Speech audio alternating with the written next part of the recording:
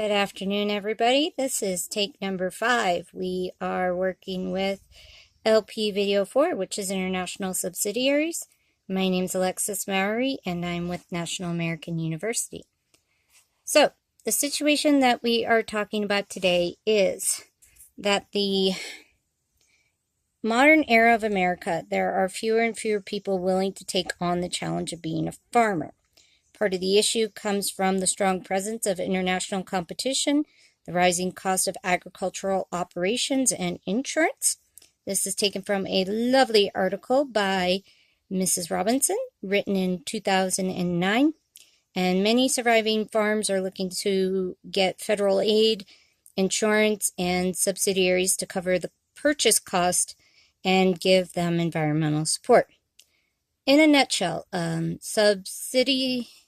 Subsidies are the aid and financial support that the government or organization gives to another person or entity in order to remain in business. This is taken from our textbook written by Mr. Schaefer, Augusti, and DeHoge.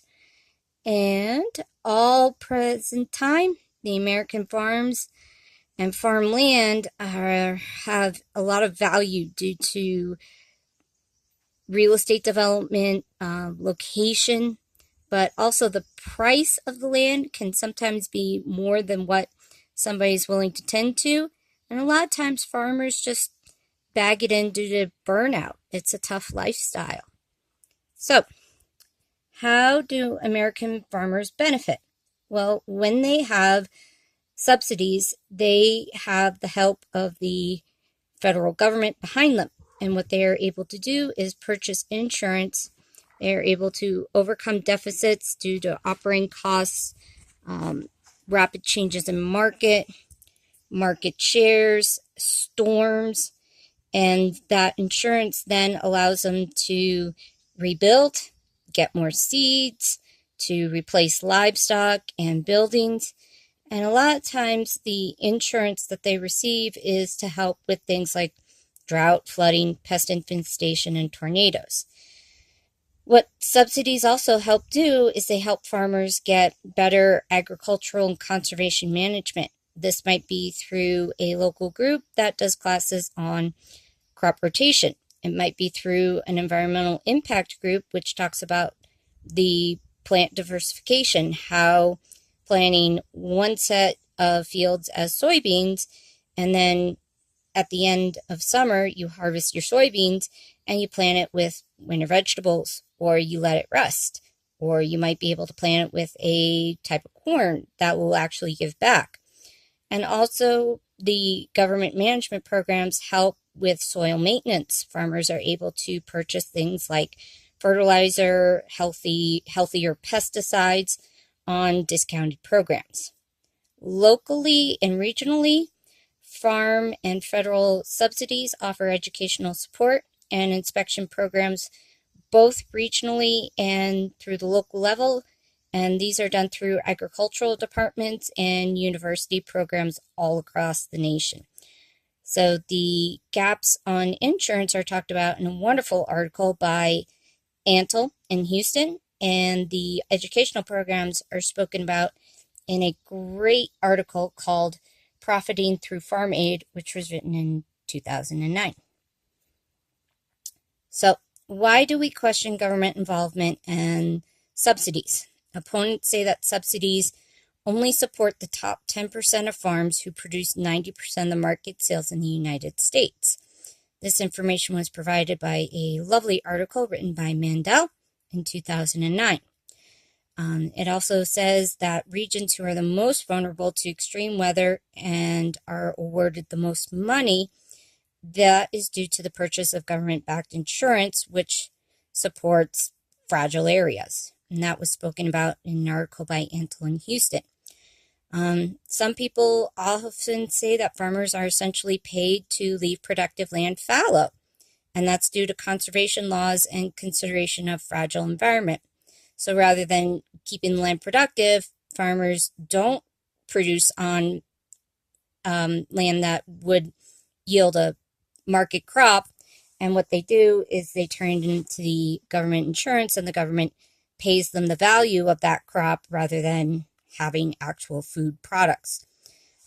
Also, opponents say that the small farms, they receive the smallest amount of support and consideration, and Mandel talks about that in his article, and that it essentially pays the bigger farms to stay productive and buy out the smaller guys.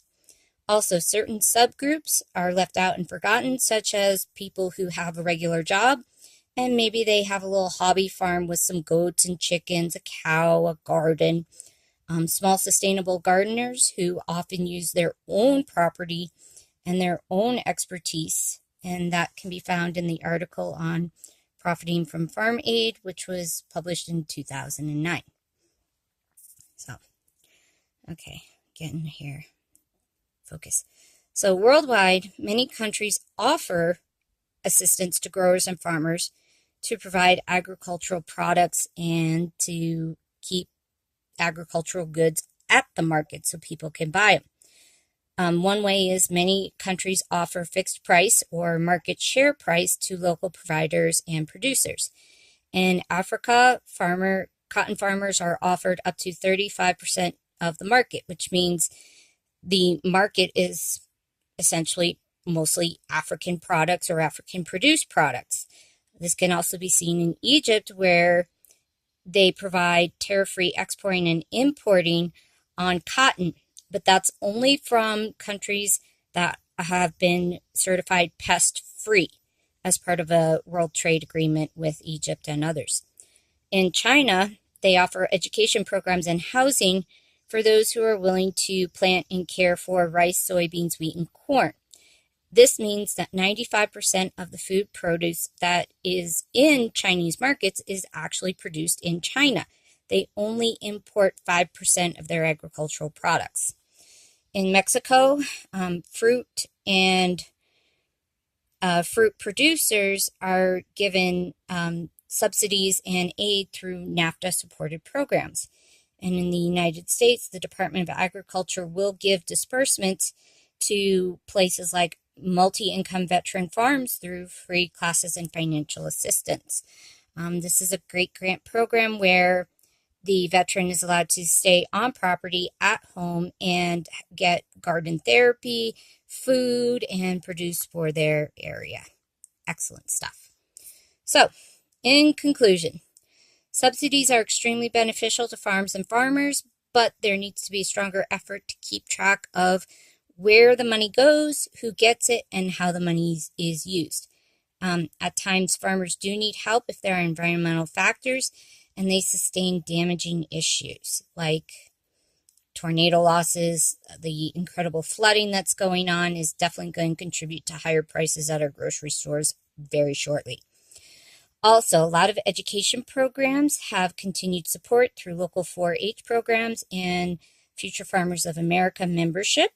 Urban organic gardeners, agricultural cooperatives, hobby farmers will all be needed as support. They'll need that government subsidies, but they'll also need support from the federal government through subsidies to keep producing and to keep their land viable. I think that an oversight committee will need to be formed in the future regarding regional representatives and those with actual agricultural experience, not just special interest lobbyists and professional politicians. Real people who have real experience need to be consulted on who gets the money, how the money is spent, and where it goes. And that would be great because more inspectors and more accountants would also need to be hired to help follow the awarded funds and to see how the money is spent. Is the money actually going towards helping a farm stay in production? Doing this would encourage responsible spending and more responsible grant disbursements. Here is our reference page. And we have a lovely article by Antolin Houston. We have the article by Mr. Mandel, the lovely production and article from Profiting from Farm Aid, article by E. Robinson about ag subsidies, which are commonplace around the world, and our textbook written and directed by Mr. Schaefers, Agusti, and DeHoge. Thank you for watching, and I hope to hear from you guys soon.